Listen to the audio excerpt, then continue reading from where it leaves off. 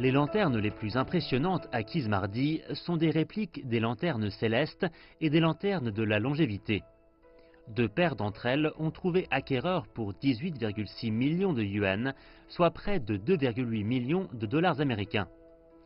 Les 4 lanternes faisaient partie des collections visibles lors d'une présentation festive sans précédent à l'occasion de l'exposition Célébration de la fête du printemps dans la cité interdite, organisée au musée du Palais au début de l'année 2019.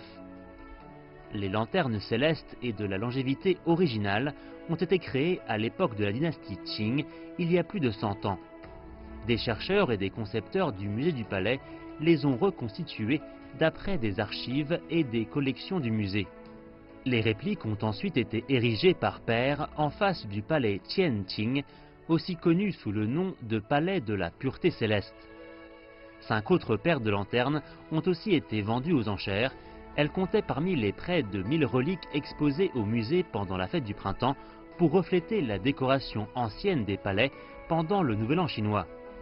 La vente a été soutenue par la China Guardian, une des principales maisons de vente aux enchères d'objets d'art en Chine.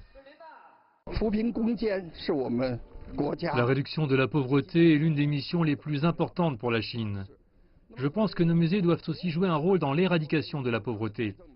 Les lanternes qui vont être vendues ce soir comptent parmi les 10 000 produits culturels créés par le musée du Palais et tout l'argent récolté sera utilisé pour soutenir des projets éducationnels et culturels dans des zones du pays touchées par la pauvreté. Ces dernières années, le musée du Palais n'a cessé de faire des progrès dans les domaines des services publics, des expositions et de l'innovation culturelle.